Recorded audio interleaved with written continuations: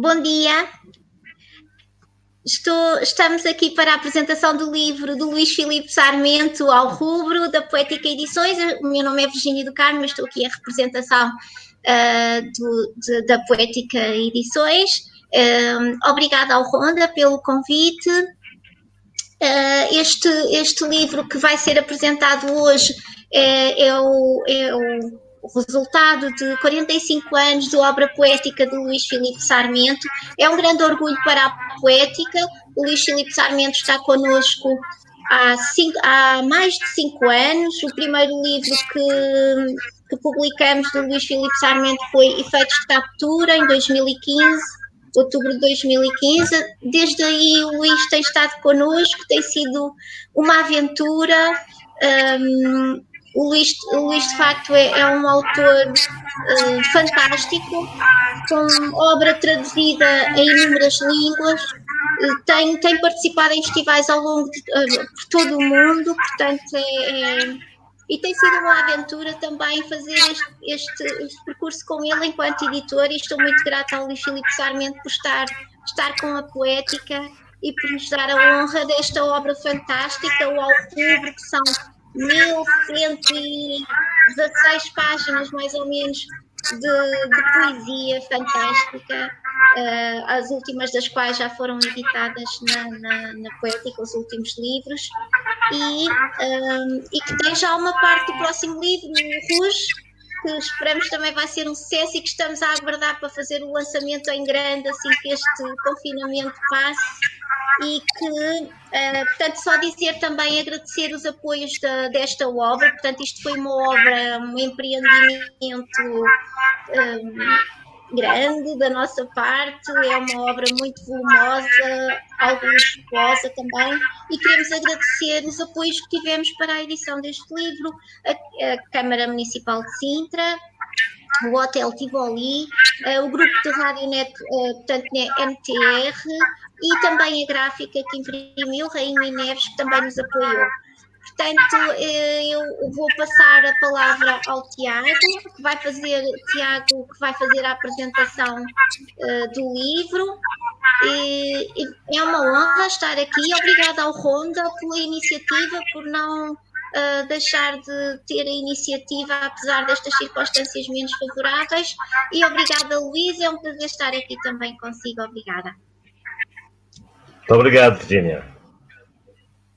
Obrigado, Virgínia. Bom dia a todos. É uma enorme honra poder estar aqui convosco nesta manhã. Saudar a Virgínia, saudar o festival, a Ronda, desejar muito sucesso neste novo tempo, não é? Tempo digital, e também estamos nesta nova etapa de todas as nossas vidas. É um enorme entusiasmo poder falar da obra de um grande amigo e de um dos nossos grandes escritores portugueses. Portanto, confesso-vos, eu também já partilhei com o Luís, é um misto de alegria e também de ligeiro pânico, não é? Poder falar da obra do Luís desde 1975 até 2020. Eu confessei já ao Luís, e quando nós iniciamos ao rubro, logo em 1975, vemos imediatamente qual é o caminho que o Luís quer traçar, logo. Imediatamente vemos a sua voz, a voz que ele traça desde 1975 a 2020. E isso parece-me fascinante e incrível como escritor. Jorge Luís Borges dizia que se um escritor tarda mais de 20 anos para atingir a sua voz, pode desistir da escrita. Bom, é um bocado assustador, mas o Luís não precisou de 20 anos para atingir a sua voz. Eu considero que o Luís, logo em 1975, nessa entrada na liberdade, deixando tempos obscuros do fascismo, Luís representa imediatamente uma vida intimamente relacionada, uma poesia intimamente relacionada com a poesia. As experiências da sua vida, os afetos, o próprio contacto com as questões políticas nota-se imediatamente no seu primeiro livro. E eu queria, se me permitem, vou tentar ser o mais conciso possível. Eu tenho aqui um pequeno texto e que queria partilhar convosco e tentar traçar uma linha unívoca desde 1975 a 2020. Cada livro tem uma história, cada livro tem uma sonoridade, cada livro entusiasma-nos, desloca-nos na cadeira, impacta-nos, abre-nos uma linha de fuga contra a avareza de espírito, contra a crueldade do tempo, contra o Deus do dinheiro, contra os poderes estabelecidos, contra o fascismo. Ao rubro ou seja, a poesia de Luís Filipe Sarmento representa para mim, desde 1975 a 2020, uma espécie de salto mortal sem rede. Felizmente já vivi vários. Whitman, Herberto, Clarice Lispector. E neste tempo que hoje nos movemos, poucos são aqueles capazes de nos assombrar no escuro da leitura e paredes meias atingir o belo. E todo o nosso transe é justamente a experiência da ruína desse muro e de abertura de uma paisagem que eu considero tão livre como o próprio poeta. Diz Luís Filipe Sarmento na Idade do Fogo, 1975. A manipulação das palavras parecia chegar ao fim. E, no entanto, as bocas não sabiam dizer alegria. Os rostos tinham medo nas rugas escavadas de torturas, e agora tudo parecia assumir um caráter de urgência. É aqui que nós largamos, então, em galope. A partir deste verso da Idade do Fogo. Diz Maurice Blanchot, a vida do poeta é subir e descer nas palavras. E nós avançamos com entusiasmo na obra do Luís, sabendo que não seremos mais os mesmos a partir daqui. Passaremos também a subir e a descer com o poeta, numa espécie de dança que nos entontece de espanto, de paradoxos, de fluxos de pensamento e, ainda mais importante, de vida. Essa vida tão livre de qualquer economia, tão livre num jogo sem coerção nem finalidade, no fundo, a verdade colocada ao serviço da massa cega que constantemente nos atropela e nos faz desistir de nós mesmos. Não é isso que o Luís quer. É o poeta Luís Filipe Sarmento que nos junta a todos, na nossa dor, no nosso sonho, no nosso pessoalíssimo modo de encarnar a morte, e sopra-nos ao ouvido com a mesma faúlha, a mesma réstia de fogo, a idade do fogo, não é? Parece-me que dessa inesgotável fonte exerce-se um transe, justamente sobre um fio de contrapesos, onde se extrai-se o mais precioso metal. Vejam bem, alquimista que lavra no verso a tensão dos nossos medos e dos nossos desejos mais secretos e profundos. Imagens detalhadas com a precisão de quem conhece o inferno humano e a divina perfeição da matéria, e as integra perfeitamente na realidade ou na verdade do poema. Eu quase que diria, aproveitaria aqui a frase de Nietzsche, a arte existe para que o real não nos destrua. É através de ao rubro que sentimos essa voragem, um zodíaco de feras. Ao rubro é um artefacto que está talhado para nos seduzir. Uma geografia feita de lugares que gestam, recebem e encarnam o acontecimento. Porque fora do poema, tudo o demais resulta desnecessário. E poucos o conseguem tão bem como Luís Filipe Sarmento. Fascina-me, de facto, este jogo com os elementos mais genuínos, com as cores primárias, e sobre o espaço mais radical da saudade. Aí está ela, novamente, a vida. Sim, eu repito-a incessantemente, porque parece-me que o Luís trabalha esse seu mistério e conserva todas as funções que foram encomendadas desde que o poema nasceu. Música, conhecimento, jogo, catarse, comunicação, algébra superior das metáforas, fingimento das coisas úteis e inúteis. O segredo, diz Walter Benjamin, nunca se aprendeu uma verdadeira obra de arte, senão expondo-a indubitavelmente como um segredo.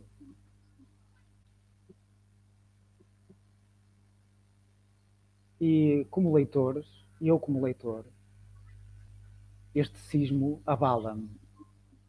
Ao rubro abala-me, desde o princípio ao fim, provocando uma espécie de tumulto da multidão que vive dentro de nós. O ar é puro e tudo se regenera pela única fé verdadeira. Torna assim Luís Filipe Sarmento o seu ato criativo num acontecimento da verdade. Gera um diferente, fecunda e, por fim, é poetizante. Uma manifestação humana que se erige sob essa fenda tectónica onde nos descobrimos desabitados, no limiar da falência das palavras, nessa inexorável urgência de viver.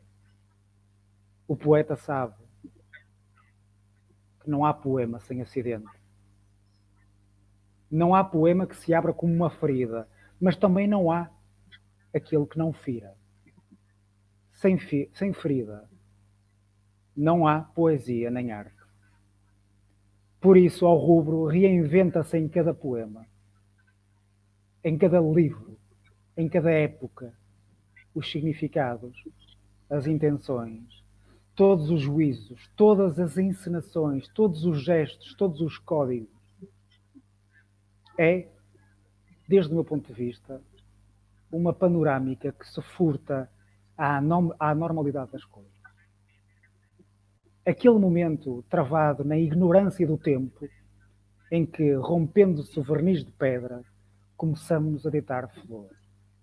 O jorro imparável dessa aguarela de trevas, que é, em suma, a única instância no mundo.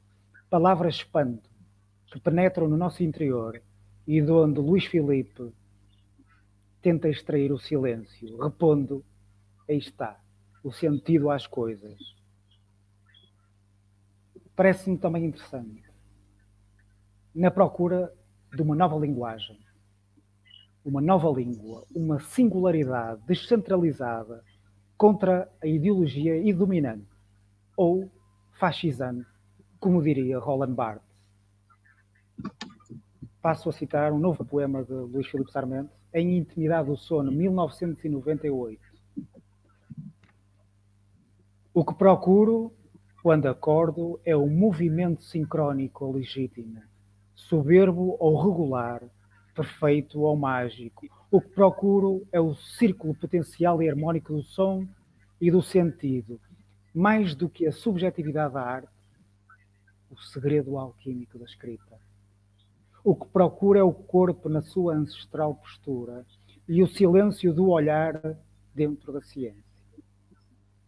Que seja música, e um outro dizer, que seja brilho, obra, ouro, manhã, plena de um hipotético acordar. Fica-nos a soar dentro de nós. Sentimos que este tecido pertence-nos. Somos este tecido cintilante do poema. Sob estes vagalhões de estrelas que, na ausência de Deus, respondemos ao nada e à dor. Quanto mais Deus nos vira as costas, mais o clarão se atiça lá atrás. Aqui está o poema. O olhar que descobre as relações ocultas que há entre as coisas, vincula e é fundador de oração. E perante todo este aparato verbal, pensamos o quão pequenos por vezes somos e como facilmente sucumbimos com o voluntarioso ímpeto dos méritos. Luís Filipe Sarmento questiona-nos constantemente para que este mundo infindável de tragédias, sobressaltos, honras, o sonho que alimentamos para que possamos tapar os ouvidos ao roer subterrâneo da vida real. Luís não faz cedências paliativas. Sabe que esta viagem conduz-nos velozmente ao coração alucinado de um bosque, onde dançamos felizes, sobre a fome e a sede.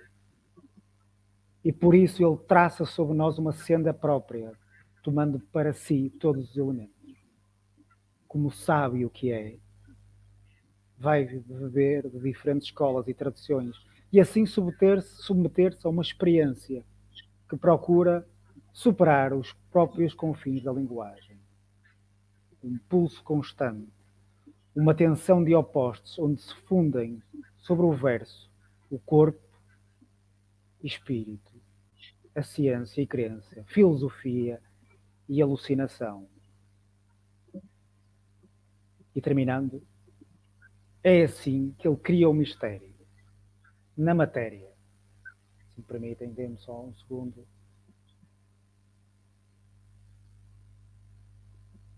Cria o mistério na matéria, tensiona os planetas no vazio, doma o azar, instaura um novo e provisório caos, estoura de afetos, reinventa um novo mundo. Em 7 Mulheres da Noite, passa a recitar um poema do Luís. Corpo, mundo, substância plena que me salva o olhar. Em cada poro uma cidade a descobrir. Veias, rios que me conduzem no desfiladeiros de sabor-prazer. Elevações silenciosas que ocultam sábios livros. Seios de expressão repleta-se em poema. Nudez e paisagem, metáfora e vertigem, lucidez da loucura. E nas mãos a configuração da existência do teu nome ficção. Representação do real. Enunciado prefácio, do horizonte mistério. Corpo, mundo. Exaltação clandestina dos sentidos.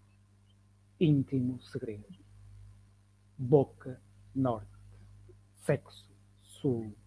De oriente a ocidente. A envergadura escultórica daquela miragem. Na redoma cúpula de um templo. Altar, fogo. Sol, grito. Lantejoula, voz. Trovão, flash.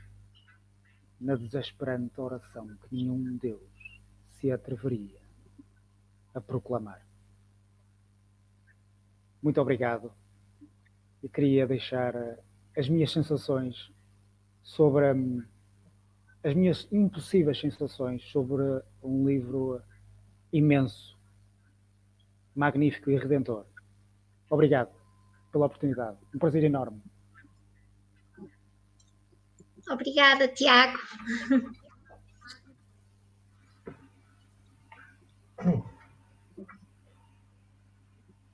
Bom, toca-me a mim agora esta intervenção pequena. Creio que vamos acabar dentro da hora, o que me deixa muito feliz.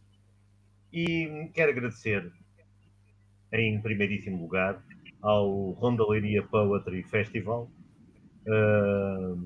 e também às suas curadoras, a Celeste Afonso, a Ana Miranda, a Mirda Queiroz, que me acolheram neste festival com muito afeto, com muita ternura, e eu estou muito agradecido por poder participar num festival desta dimensão em Portugal.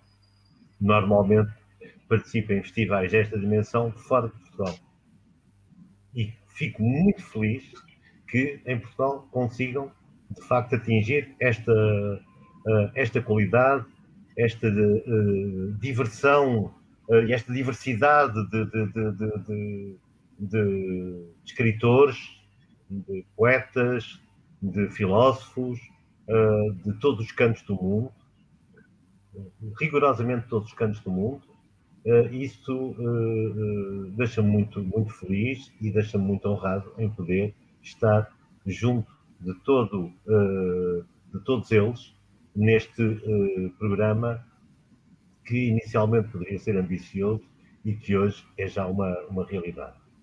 Quero agradecer a todos do Ronda Poetry Festival, à Celeste, à Mirna, à Ana, por me terem feito este convite. Há muitos anos, há mais de 20 que eu não colocava uma gravata. E estou de gravata preta porque faleceu há dias um dos homens que me ajudou a gritar liberdade. Lawrence Ferlinghetti. Morreu a 23 de fevereiro de 2021, com 101 anos. Tive a honra, o prazer de o conhecer em Lisboa, juntamente com o editor José Ribeiro, com o meu camarada Jaime Rocha e outros amigos que o acompanharam em Lisboa, o Jaime de Nazaré, e que era um escritor que gostava de Lisboa, gostava de Portugal, era um amigo de Portugal. Eu próprio tinha uma ascendência portuguesa.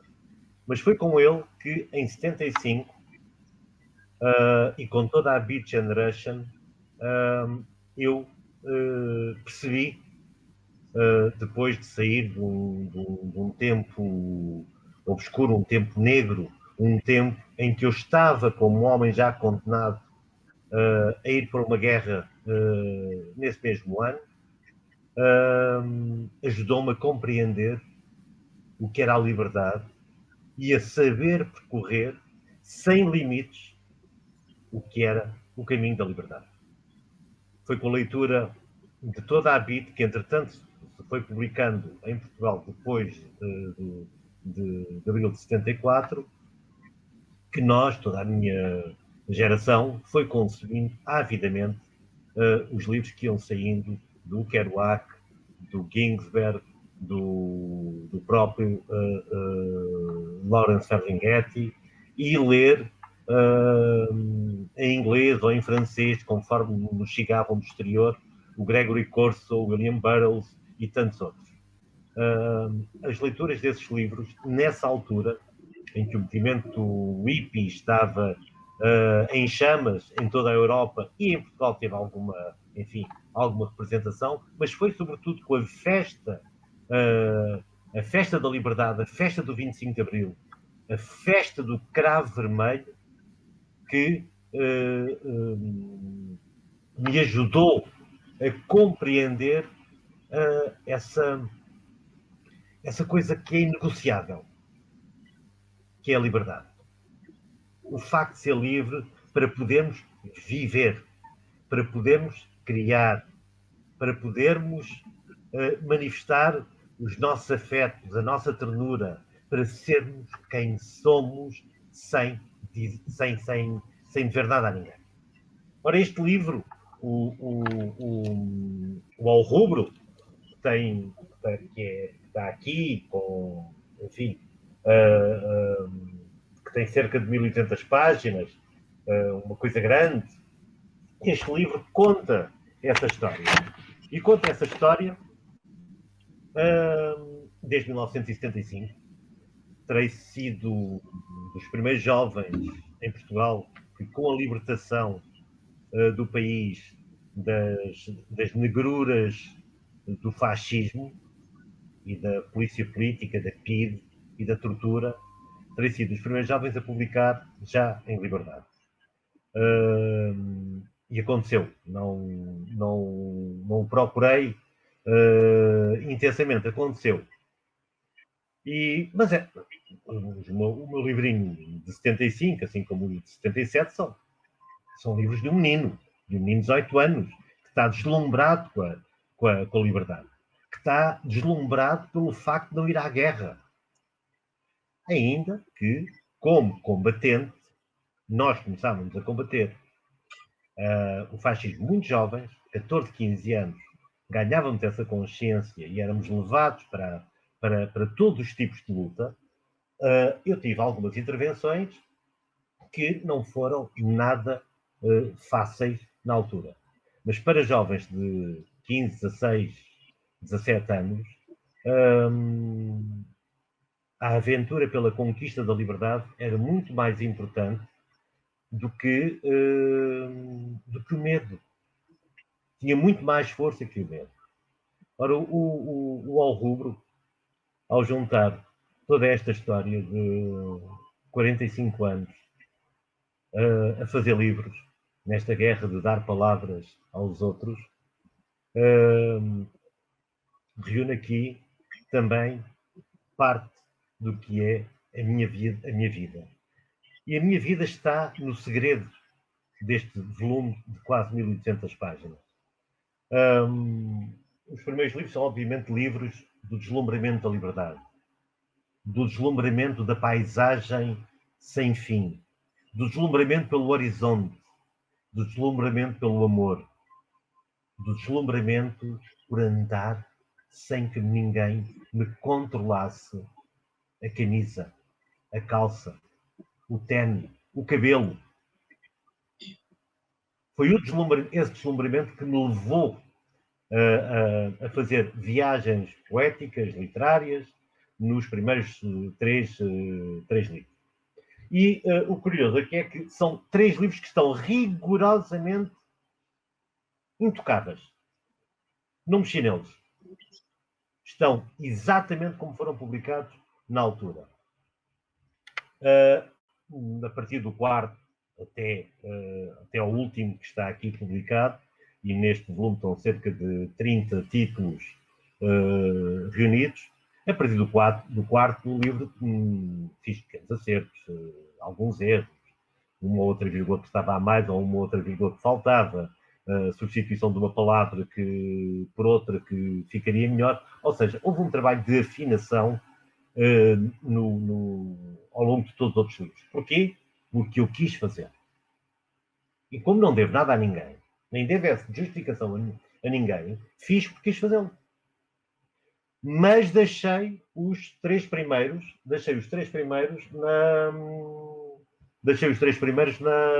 exatamente como estavam. Porquê? Primeiro, não os renego. Há autores que renegam os seus primeiros livros.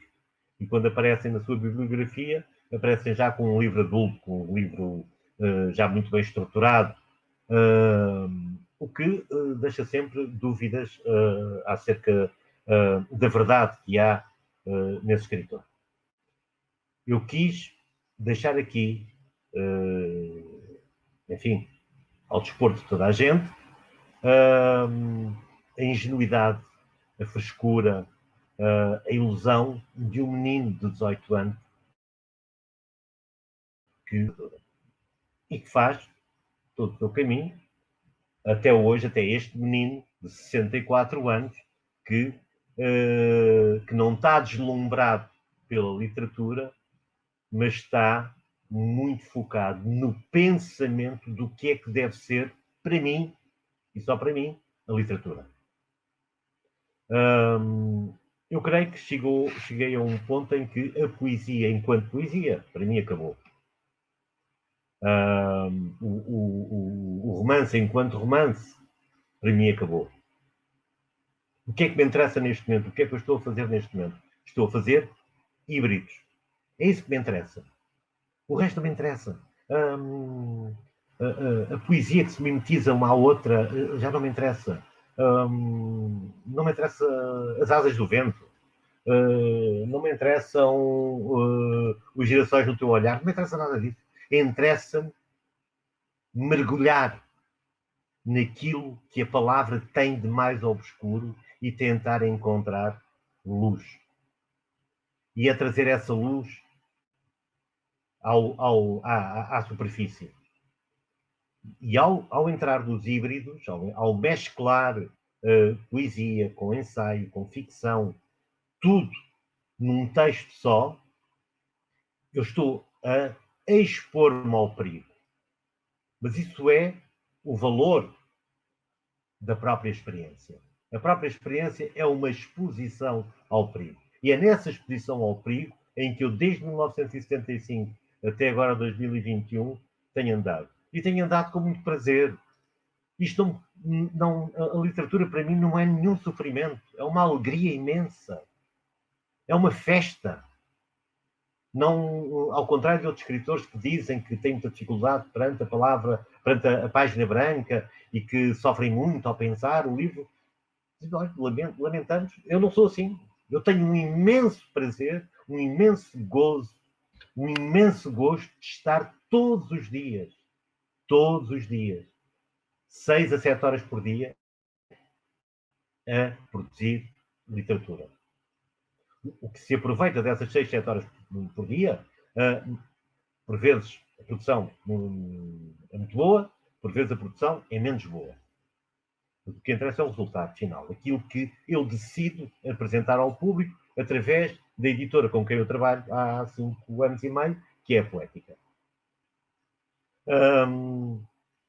E esse tem sido um prazer que não me tem largado nos últimos 45 anos e espero que para os próximos 45 anos, que eu tenho a certeza que vou fazer pelo menos mais 45 anos de literatura e de livros e de filmes,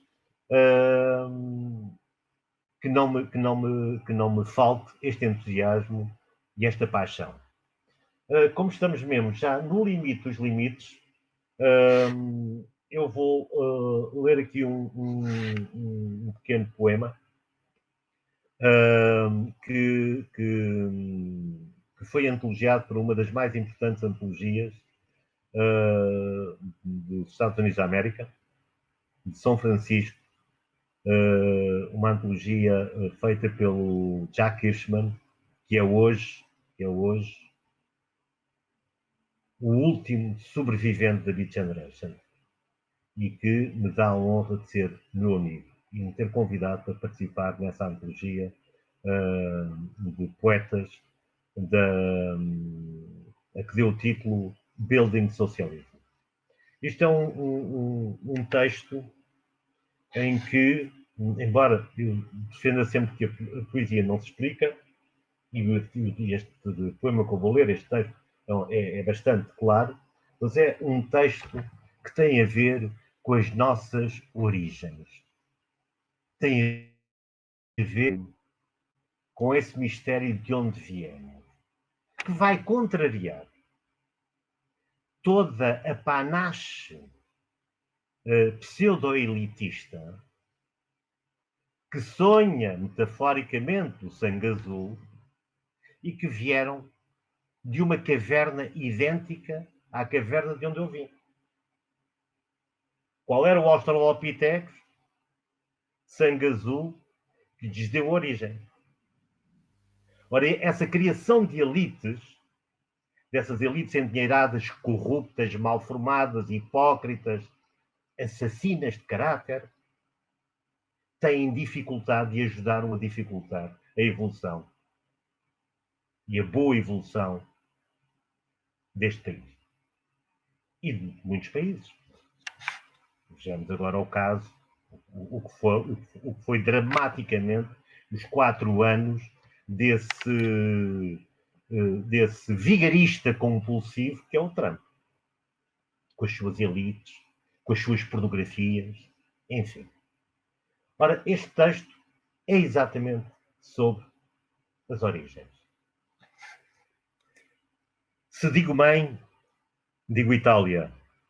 Se digo avô, digo ilha. Se digo bisavô, digo Galiza. Se digo trisavô, digo França.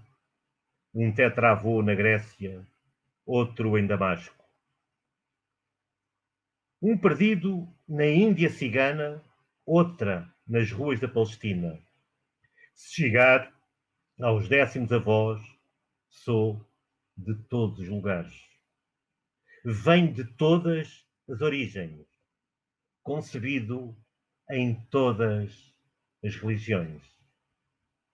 Venho de um pirata e seguramente de uma puta, de um marajá e de uma cortesã, de uma gueixa e de um traficante de sedas, de uma amazona das estepes e de um boiardo, de um vizir e de uma poeta, família de assaltantes nos idos dos avós 12, marinheiros das Austrálias, perdidos nos infernos de ser gente do mundo e no mundo parental. Chego depois de várias incidências a esta Lisboa remodelada. Namoraria um primo, outro no Cartier, uma prima no Magreb, outra em Moscou e mais uma no Congo e milhares no Brasil. O meu ADN é o mundo, as minhas células do universo. Sou um homem feito de mulheres em verso. Nas minhas veias há um refugiado profundo. Afinal, onde está o meu berço? Bom, com este texto termino a minha participação aqui nesta entrevista, agradecendo muito à Virgínia do Carmo pela paciência com que me tem aturado nos últimos 5 anos, ao Tiago, que foi de uma grande coragem e a quem agradeço muito esta apresentação, que é muito mais importante do que se possa parecer, porque é a apresentação de um jovem escritor que está entre mim e ele há um intervalo de 30 anos. E o auditório, o possível auditório deste pequeno evento do Ronda, não pode imaginar a alegria que me dá saber que os jovens me estão a ler com a perspicácia, com a atenção e com um novo olhar, como fez o Tiago Alves Costa, que é um excelente poeta e em quem eu acredito muito, e não é de agora, e não é por ele ter apresentado a obra, é desde há muito, muito tempo. E também queria sublinhar que a Virgínia do Carmo, para além de editora e de uma editora corajosa, é uma excelente poeta e uma excelente prosadora, à beira de publicar agora mais um livro de prosa, um livro de ficção, e que todos nós vamos esperar ansiosamente que seja apresentado. A todo o auditório, a toda a organização, o meu mais profundo obrigado, o meu mais profundo agradecimento e reconhecimento. Obrigada, Luís. Obrigada. Na parte que me toca, muito obrigada pelas palavras. Obrigada. Obrigado também. Ao rubro.